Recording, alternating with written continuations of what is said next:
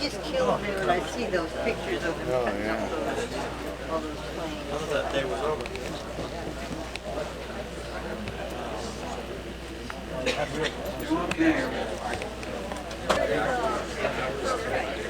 Didn't have any photographs like we had last year, but I do have some applications here. Oh, really, this is a museum brochure. And Pat will be glad to autograph her. I'm going to take the privilege of asking the first question, if I may, now that I've got the mic. That mic. Right. I've often been asked, and I don't have a good answer, and I would expect you to answer it, Pat. Why is the airplane painted black? And were there any other colors, exterior colors of the airplane ever tested that caused you to arrive at the black color? It was painted black for three reasons, really. First reason, and probably the most important, really, that Kelly zeroed in on black is that it helps radiate heat. And the aircraft was something like 50 or 60 degrees cooler after it was painted black than when they first flew it as a bare titanium airplane. The first A-12s that they flew were unpainted, with the exception of there's a lot of plastic on that airplane. All the leading edges and around the chine and the leading edges of the wings are all plastic materials, and they painted those black. But the rest of the airplane was bare, and then they found out that by painting it black that they were able to get rid of the heat. To my knowledge, they never tried any other colors. In fact, they had a great deal of difficulty getting white, the Air Force markings on there, finding a white that would stay white after being subjected to the heat. So I don't think they really played around with any other colors, because black did what they wanted it to do. Another reason for that black, or another advantage of that black paint, is that paint is a very special paint, and there's a radar absorption quality about it that helps in the stealth area.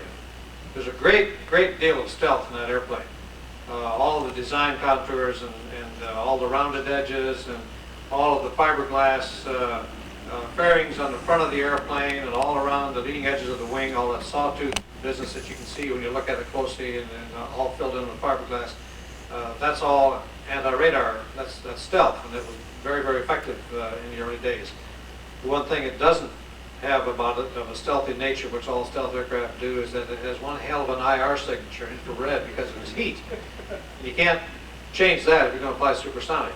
You know, all your stealth airplanes are subsonic if they're truly trying to be stealthy, because you got to get rid of that heat, and you can't go supersonic. And the last reason they painted it black, or one of the advantages of it being painted black, is that, as I mentioned, the sky is black, and when you're down below the airplane looking up, and everybody is, and you can't see it. Very difficult to see up there in the sky. So those kind of reasons.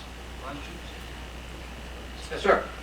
You mentioned that they're still flying U-2s, and we have a U-2 female pilot. I didn't know they were even flying U-2s. What are we using them for? Well, the U-2 is alive and well, and practically a brand new fleet.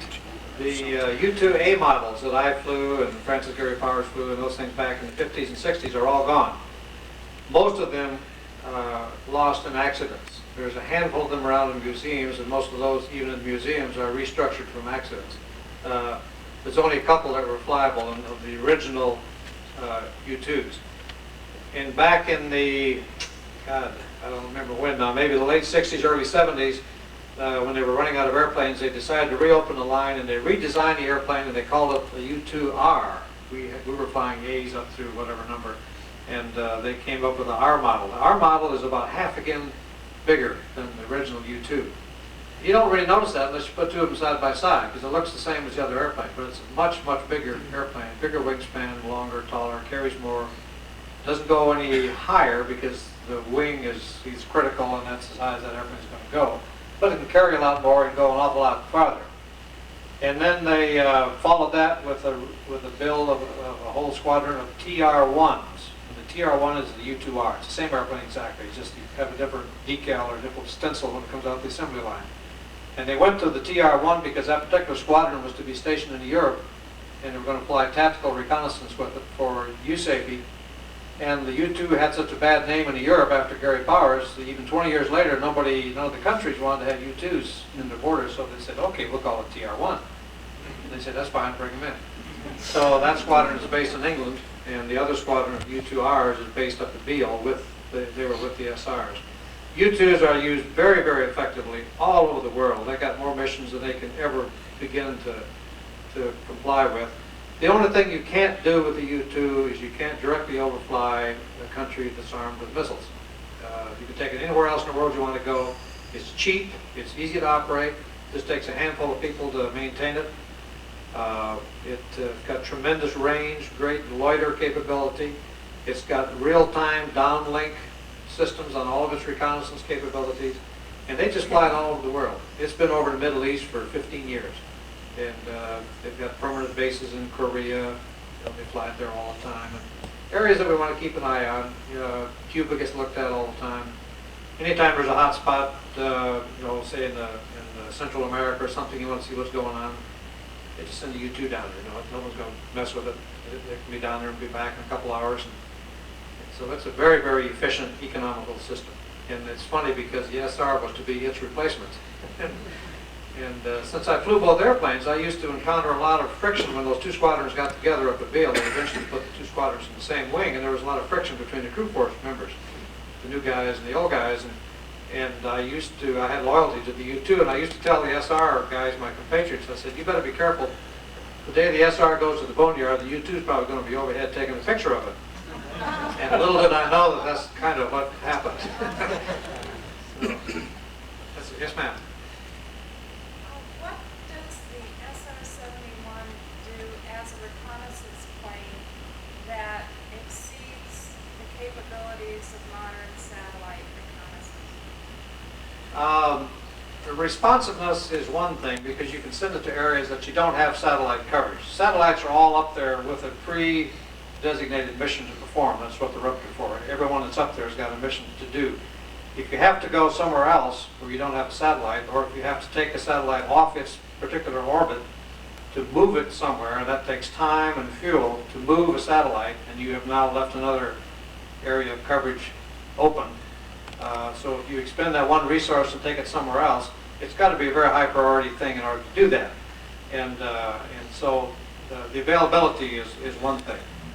Satellites, there are no secrets about the satellite being overhead. Every country in the world tracks satellites and knows where they are and when they're coming and what time you need to put something in the barn to cover it up. So you can't have any surprises. With an SR, you have the flexibility of sending it in anytime. You can send it anywhere in the world. You can come in unannounced. You can loiter if the weather's bad, or depending on what kind of a sensor you're carrying too. Now the satellites, you can't change whatever that satellite happens to be carrying, whether it's a photo satellite, whether it's a communication intelligence satellite. They all have different missions. And once it's up there, that's its mission and it stays that way, so you can't change it.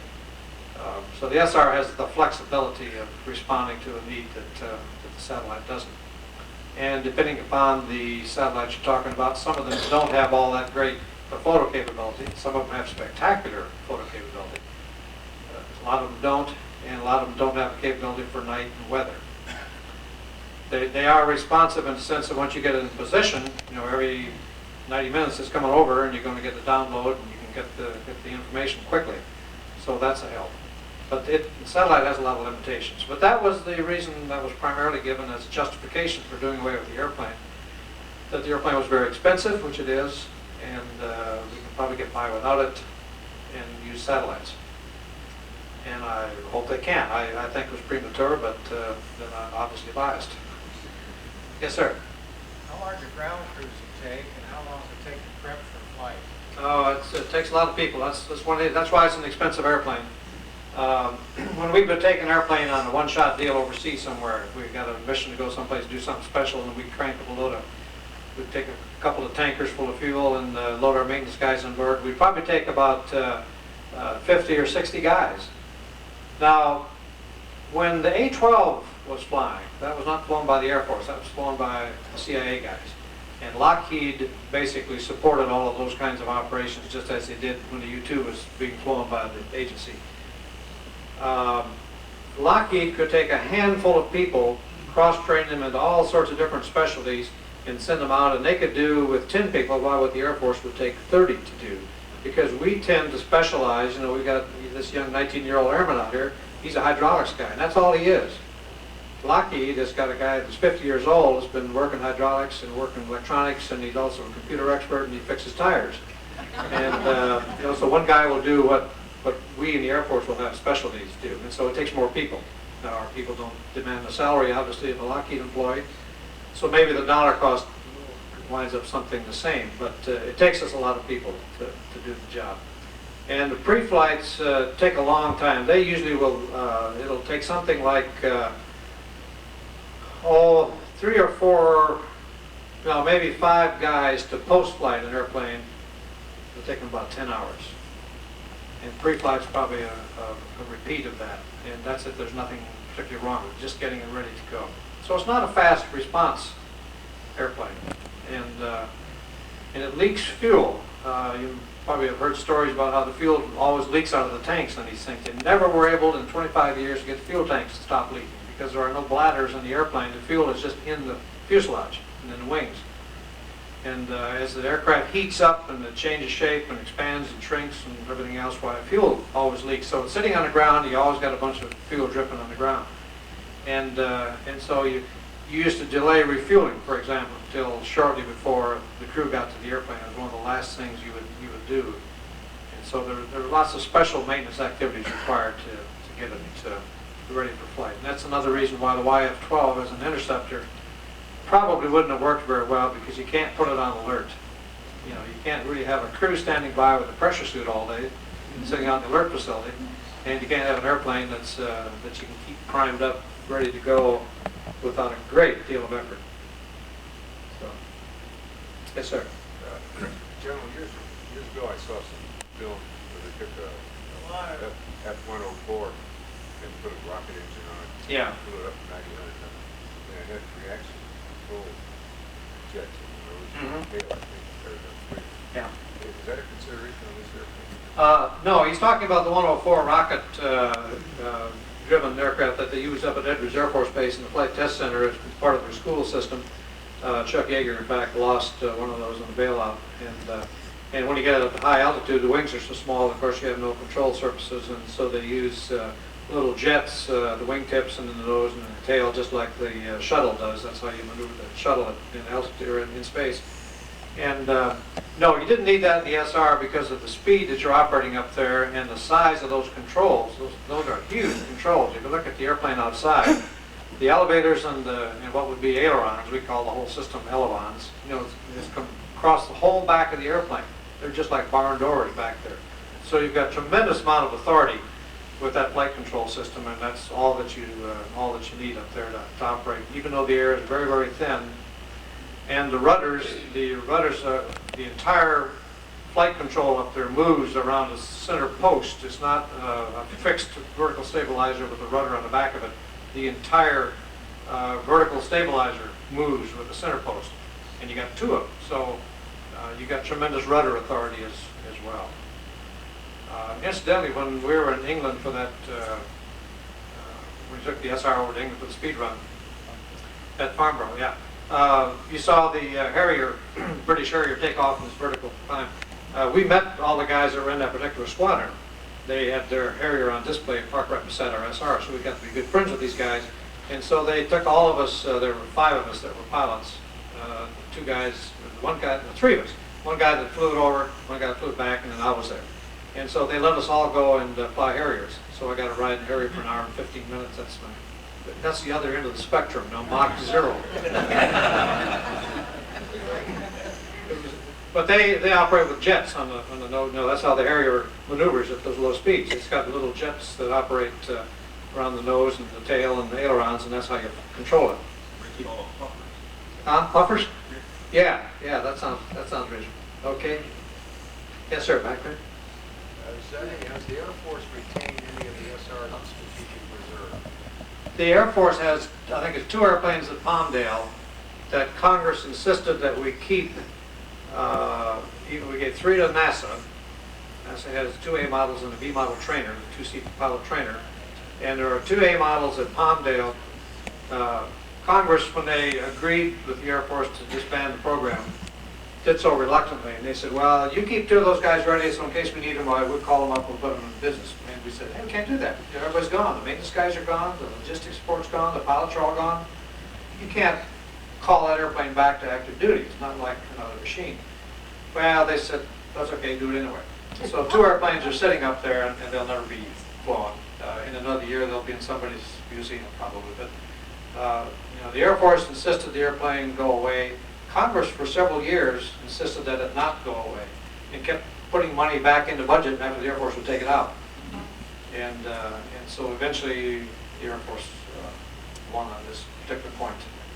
Yes, sir. I heard that there was a cost of $250,000 an hour to operate this airplane. No, I think it's very high. I would throw it into maybe a 35 or 40,000. Pretty damn high. I think some congressman must have said that. Yeah, probably. Well, that was the guy that didn't want to keep it. We get back in. All right, now we can get the gentleman that's done it twice. Getting exhausted.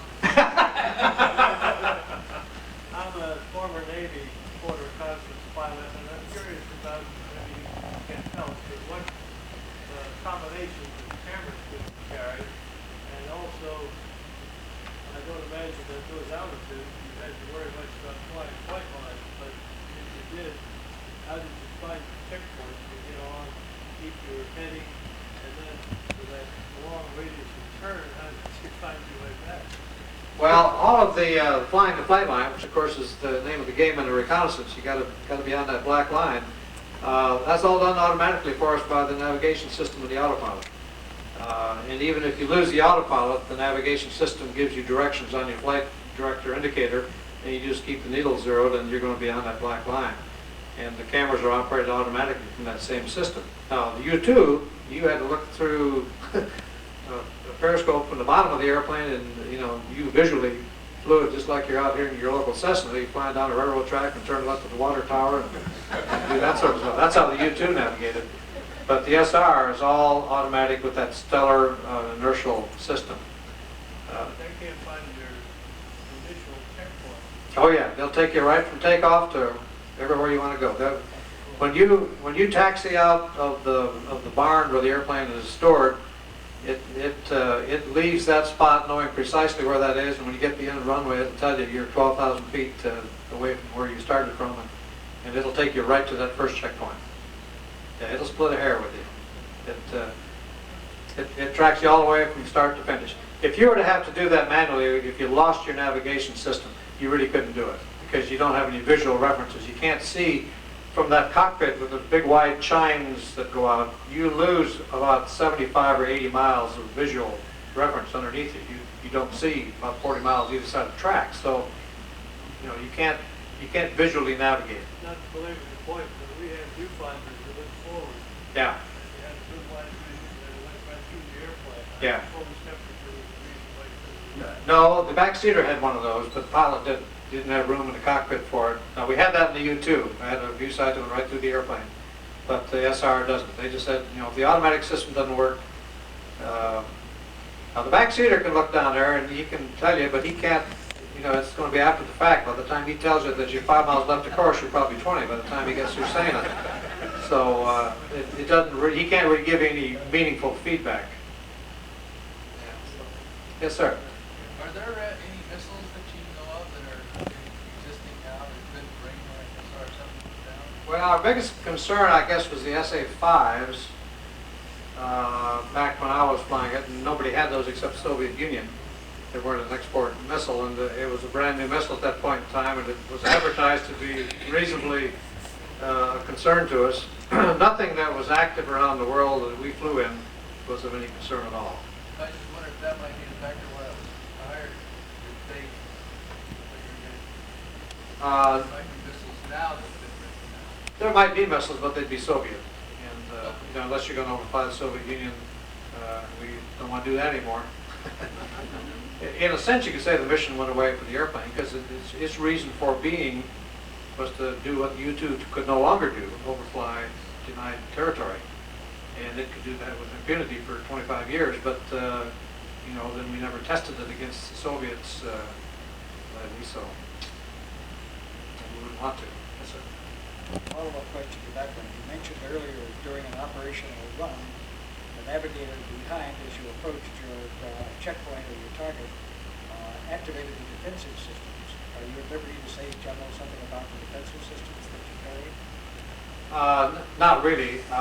He didn't have to reactivate them. They activated automatically, but he made sure they operated and could do so manually if they did not. But we had multiple defensive systems, and they were always changing as the years went on, because that's a never-ending battle to come up with new defensive systems. And whatever anybody else had, we tried to get one a little bit better. And they did all sorts of things from Something spooking as to... common as chaff and that sort of thing? No, we didn't use chaff, but because we couldn't drop it. But it was all black box technology, and it was always changing. So whatever the scientists could come up with, we'd give it a shot. It always seemed to work. Yes, sir. You described the lower fuselage full of electronic black boxes, cameras, etc. At the skin temperatures that we experienced at Mach 3, how is that protected there? Well, Other than, I assume, air conditioning? yeah, the equipment bays were all air conditioned. It was no particular problem. Now, if you lost air conditioning in a particular bay, and you had a gauge in the cockpit where you could check temperatures all the way around on all of those bays, so you could tell if you were losing something, and you could shut it off to save the equipment if you had to.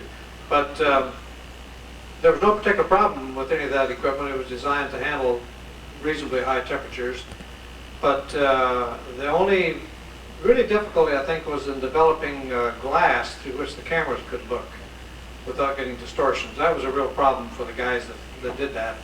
And you know, eventually they handled that okay, but it was a long, difficult thing to work out to get distortion-free imagery without being affected by the heat. Well, then, did you have no jets air conditioning blowing into the box itself, or was it just outside there?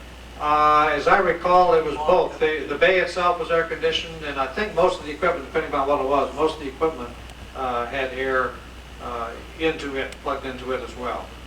And all that stuff was temperature controlled before it got in the airplane as well. Yes, sir. Back. Was there some kind of redundancy in the inertial navigation system, like long-range 747s? They'll have 3 of them. They all have to agree. No, we just had one set and the Star Tracker to update it. And if that went, why, you know, so where we are, making great time. Yeah. Then you tuned in the VOR. That was foolish. That's it. Back in '66, were you flying in the daytime when people could see the airplane? Yeah. We never did the 117 business of flying at night only. We did a lot of night work, both training and operational, but our training, we began in the daytime. It was a straightforward upfront operation. See, LBJ had already announced the existence of the airplane in '65, I think, 4 or 5, something like that. He announced the existence of the A-12. He called it the A-11, screwed it up, but it was the A-12. And then a couple months later, before the SR had even become operational, he talked all about, he made another announcement about the SR being operational, which it wasn't. But it was the airplane was supposed to be the RS-71, and he misspoke, called it the SR-71, so we went back and repainted everything, and it became the SR-71. So, since that was announced, there was no reason to keep it under cover. So, we had a lot of visitors to Beale. Yes, ma'am. 2 questions. One, you have a nickname on your helmet. What is it? Oh, Habu? Habu. Habu was the nickname of the airplane. It's known throughout the world as the Habu. And it got that name when we first took the airplane into Okinawa in 1968. There was a snake native to the island.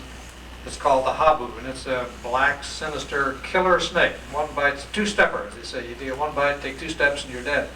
And the native Okinawans, when we had these special hangars built and everything down in a low spot in the airport out of sight of everything, when they would see the SR coming out of the hangar with this long black nose, they would point and say, Habu, Habu. And that caught on. Everybody, the airplane didn't have a nickname except Blackbird. And everybody started calling it the Habu, and it's just been with it ever since. So. Well, the other question I have is, you personally, in terms of your personal feelings, when the plane was retired just prior to the breakout of the war in the Middle East, what did you feel that our government security was losing in that war about having retired that aircraft early into the war? The nature of that particular war, the reconnaissance they needed was of a tactical nature. It was a pretty small, well-defined area of the war. Even Vietnam was somewhat in that area, although it was a little bigger terrain involved. So I'm not sure the SR would have really contributed to that. I would like to think it did. And so all of us who used to fly it say, well, that was a dumb maneuver to get rid of it because it could have used it. Schwarzkopf said he wanted more intelligence. I'm not sure it really could have added anything. I think where it could have been used very effectively was before the war started. During the build-up phase, I think we should have been booming downtown Baghdad with a Mach 3 sonic boom about 3 times a day and just scare the hell out of them. And drag that down Main Street. And I think that would have been very effective, more effective than the results you would have gotten out of the cameras. The airplane is basically a strategic system. That's what it was designed for. In an area that's not particularly that's already a battle going on, that falls in what we call tactical. And strategic areas, you go out and you look at areas of the world that you're concerned about and you want to get a feel for what's happening. Now, we could have done things before the war started with the airplane that would have been very effective in terms of monitoring the buildup of Saddam Hussein. And we could have gathered a lot of data, and perhaps we would have been better informed as to what was going on internal before we started the war, before we started the attack. Because we could have overflown it every day of the week, 3 times a day, and brought back lots of information before the war started. Once the whistle blew, it probably would not have been, because everybody was over the country then. We had lots of people looking. And incidentally, the 4 worst words, most terrorizing words an Iraqi fighter pilot ever heard is "you're cleared for takeoff." Yes, sir. Because of the shape of the nose and the cockpit and so on, what's it like trying to land that? Can you see anything what you're doing, or is it pretty much an instrument landing? Or well, the nose is very high. You land with about a 12-degree angle of attack, and so the pilot, as you can see from the movie, is a pretty long ways up in the air because he's a long ways forward. You can see quite effectively all the way down final, and as you start the flare, as you cross the end of the runway, you pretty well lose most of the runway visually. You might be able to see the far end of it, but that's about all. But as long as you can't see the runway, then you're probably on top of it. So you kind of go by exception, because you can see it coming down final. And incidentally, the airplane is great, and with those huge big rudders, there's hardly a crosswind around that the airplane can't handle. It'll take a 35-knot direct crosswind, 90 degrees to the runway, and never give it a second thought with those big rudders. You can really paint it on the runway. It's a magnificent airplane to fly. It's just got great characteristics. Yes, sir. from the beginning to the end of the program, I was wondering how much change in the instrument panel you had to deal with. As systems advanced, Yeah, most airplanes go through a lot of changes in that respect. This one didn't particularly, although they did change a lot of systems within the airplane. The stability augmentation system, the SAS, which allows, that's a triple redundant system that allows you to, dampen out the control oscillations and it gives you the feel for the airplane and computer operated the controls and everything. Now that went from an analog to a digital system, for example, and the autopilot was completely rebuilt into a whole new style of system. So a lot of internal systems were rebuilt. Basically, the cockpit looks pretty much the same as it did the day I first stepped into it. They didn't really change that much inside. There was a constant update of the kinds of equipment we carried, the sensor equipment. That was always in a state of evolution.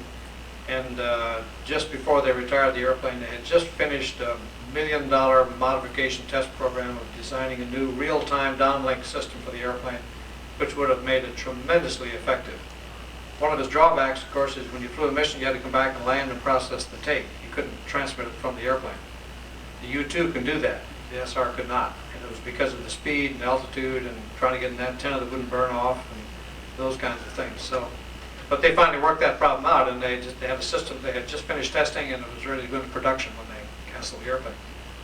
it changed its whole character of use. Yes, ma'am? Where did you train for test pilot? I mean, like, they didn't have the Air Force Academy. Well, I didn't go through test pilot training. We were just squadron pilots that were taken out of the Air Force in general that were assigned up to Beale. When they first organized this, or put this organization together, it was to be operated by the Strategic Air Command. And the Strategic Air Command was going to make all the inputs for personnel. So they took about half of the pilots came out of B-58, the supersonic bomber that SAC had at that time, and the other half of us came out of the U-2 program. And that was a pretty good blend because they were used to flying a big, heavy, high-speed supersonic airplane, kind of like this one is, with one pilot, and a couple of guys behind him, but basically a one-pilot airplane. They were used to that. And we were used to flying an airplane that went extremely high altitude, wore a pressure suit, and flew reconnaissance. So, we got our two groups together, and we just did our own training. We sent, I think, 2 or 3 pilots down to Edwards to check out in the airplane initially with Lockheed test pilots, telling them how to do it. And my instructor, when I got to Beale, had, I think, 8 hours in the airplane, and he was my IP. And so we flew together, and when I finished training, then I was the IP, and I trained the next guy. So that's kind of the way it went. Yes, sir. How many were built? They built 30 A models and 2 B models. The B models were the 2-seat pilot trainer with an elevated back cockpit and a full set of controls.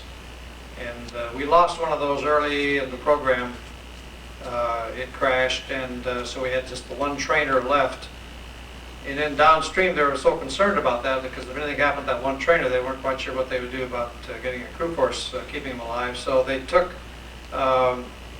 some components from some other airplanes. There was another A model that had been damaged in an accident at Edwards, and it was basically half destroyed. So they took half of an SR and they took half of a YF-12 that had crashed. They put the two together and built a back seat, and they made it what they call a C model. But it was always a bastard airplane. The fuel system was wrong, the hydraulics were wrong, everything was screwed up on it. And we flew it for a couple of years, but with great trepidation. And we finally just decided maybe we'll keep that in the barn as a reserve, as the last ditch, and so we didn't fly it anymore. Somebody's got it in their museum today, I guess. I wouldn't walk under it. Yes, sir. 2 quick questions and a follow-up. I always wanted to say that. Yeah, that's right. Were you? Answer the second one. Okay, go ahead. How long did you pre-oxygenate prior to boarding the aircraft, and what was your lowest cruise speed at 80,000 feet? We were on 100% oxygen for 30 minutes before takeoff in the SR, and that was a dramatic improvement from the U-2. In the U-2, we had to pre-breathe. Pre-breathing is a process of going on 100% oxygen to get the nitrogen out of your bloodstream. We had to do that for 2 hours in the pressure suit before you ever got in the airplane. And I mean, you talk about whipped. And all I could think of is I got 10 more hours to go in this goddamn thing. And but the SR, they finally decided that was overkill, and by the time the SR came along, and then we were in full pressure suits, which made it a little better. And the cabin pressure in the SR was better than the U-2. At the U-2, we were sitting at about 30,000 feet in the cockpit. So we'd be there for 10 hours, and if you had a tendency for bends, you're going to get them. Whereas the SR was a little lower, 25,000, and you were in the pressure suit, and it had some residual pressure there anyway, so you were even a little better than that. So there really wasn't a problem, and 30 minutes was adequate. At 80,000 feet, you mean what was the indicated airspeed, for example, or? I'm thinking about your loitering time. Oh, well, you loiter over Mach 3. You can't slow down below Mach 3 at 80,000. There's a combination of airspeed and altitude that has to go together.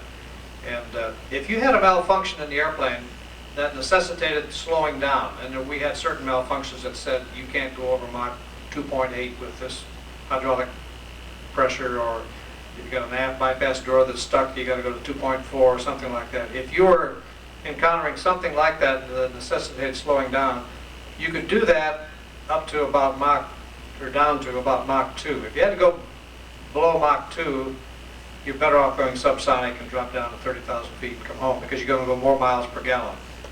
Down below about 2.22 or Mach 2, your drag was high enough that you just burned too much gas for going at that speed. And the slower you got, the lower you got. So if you had to go 2.8, for example, you're going to be down to 70,000 feet maybe. As high as you're going to go at that speed. You got to go fast to go high. Thanks. The follow-up question is, Yes. any problems with break-off phenomena among the pilots? I'm not sure I understand what you Being mean. that high of Oh, being free from the earth, you know? Yeah. Obviously, you too, you went through that first. But yeah. Not really. I think you were so busy in the SR. It was a very, very intense airplane. You didn't have a spare second to do anything. And lots of people talk about, you know, what do you, not only how do you go to the bathroom, but what do you sustain yourself with up there for food or anything for 8, 9, 10 hours. We even had some SR missions that went 13 hours, those Middle East missions. All we had was water. And in the pressure suit helmet, there's a little hole on the side down there about by your chin, a little flap metal door. And you'd stick a squeeze bottle like the sport bottles you get in the stores now. And you carry that full of water and you stick that in there. Of course, it would hit you here somewhere, but you'd maneuver around and get it in your mouth. You'd take a drink of water, and that was all you had.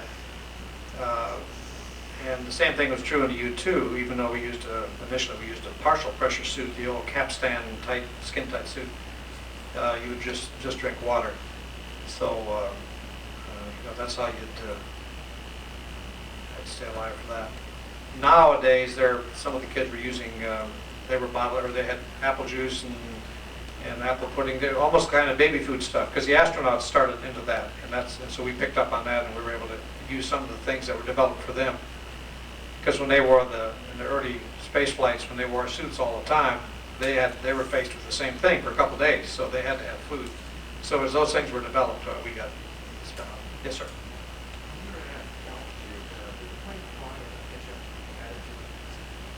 Well, we flew, the aircraft has it positioned out here according to Torrey Larson, who engineered putting it here.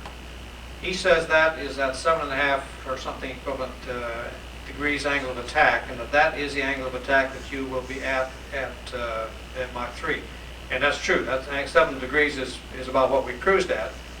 No, I didn't know what 7 degrees looked like until I saw this. And then in a turn, your angle of attack is going to increase. And you had to be very careful on that because there was a limit to that angle of attack, and the aircraft would pitch up. And we, in fact, lost an airplane, and crew got kicked out when the airplane broke up doing just that. And somewhere around 13 or 14 degrees it'll pitch. Now on landing we use 12 degrees, so we're pretty close to the ragged edge all the way down final approach. We use 12 degrees angle of attack. And once it pitches, it's gone. You can't recover it. Look at the nose slide out there in the airplane. It's not in line with the thrust of the engine. It's going down to a low position. The airplane's up like that. Yeah, to capture the air. And that spike is also aimed, they're both aimed inboard slightly. They're down and inboard. And they're inboard to capture the shock waves that comes off the nose of the airplane. They're kind of pointed towards the nose of the airplane so they capture that shock wave full on. Yes, sir. What were some of the frustrations in commanding a combined unit, you two guys and the Star Trek? Well, actually, that occurred just as I was leaving. And I wish I had been there when it happened or when it did occur, because I was experiencing both airplanes and would have welcomed the opportunity to blend them together. The gent that was my deputy, who took the wing as I left, was the B-58 pilot and an SR pilot, very proud of his SR experience, and couldn't give a rat's about the U-2 guys coming up. So it was a rocky road, and there was a lot of tough sledding between the two squadrons. It's nice to have healthy competition, but that got a little unhealthy sometimes. And even today, there's not an awful lot of love lost between the two groups of pilots, and that's just, you know, two sets of prima donnas in the same house, and I think it goes with the turf of the airplanes. Okay, 2 more questions. Yes, sir. And your fuel management during flight, is that handled by a computer or is it manually controlled? Yeah, it was handled automatically with the assumption that you would take off, accelerate, and go supersonic up to Mach 3 and stay there until your fuel was down to minimums, come down, hit a tanker, refuel, and do the same thing over again. If you deviated from that profile, computer didn't know that. The computer was going to put all your fuel to the aft, because you got to have an aft CG when you go supersonic. So it would burn all the fuel out of the front and leave you with an aft CG. And that can be pretty bad if you're still subsonic.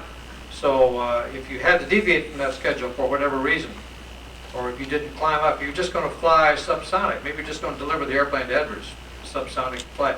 You had to do all that manually then, and you had an indicator to tell you where the CG was. Oh, you can transfer very, very rapid. I don't really know the capacity. We had 6 pumps, or 6 tanks, longitudinally, plus 2 in the wings. Between the engine and the fuselage were 2 more sets of tanks. And I don't remember what the rate of transfer was, but it was fast. You had to be careful with it. The U-2 had all this fuel was in the wings, and with 1 fuselage tank wrapped around the engine, and all the wing fuel fed into the fuselage tank. But you had no fuel gauges in the airplane. One of the little quirks of that machine. The only fuel gauge you had was a light that came on when that fuselage tank reached 40 gallons. And that was the only thing you had in that airplane to tell you how much fuel you had. Well, there was a mechanical totalizer, but it didn't tell you what the fuel was. And so if the airplane was a little out of trim or something, you'd start getting a heavy wing. You know, you get fuel from one side, not the other. So they finally came up with a transfer pump, you know, a little left-right switch. Well, that was great, except you turn it right and then you get busy, and the next thing you know, all the damn fuel's over this side. So then they put a light on it, you know, well, that didn't work, and then they put a buzzer, you know, every so many minutes the buzzer reminds you. So it was a very basic system, but it was so easy to screw it up. Yes, sir? You had your hand up? What is the maximum Mach that's published or available for bird, and what was your maximum Mach number? The maximum Mach that's still released by the Air Force is over Mach 3 and over 80,000 feet. Those are the performance numbers that are still, they still hold to. At some point in time, they may release those. I could say on the outside that if you see some guy who claims to be an SR pilot and he tells you about the time he went Mach 4, he's either a liar or he was in a lot of trouble.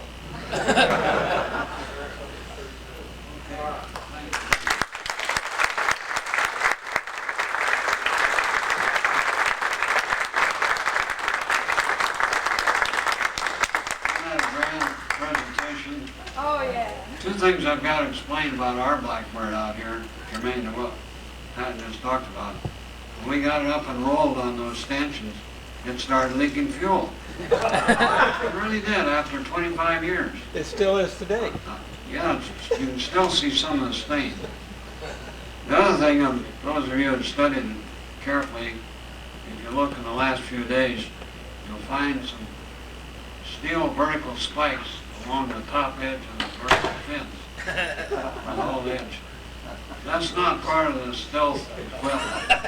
That's up there to keep the damn pigeons off. I guarantee it. So we're trying to answer questions. Pat, we thank you so very much for this presentation. And thank you for coming out. It was a great show.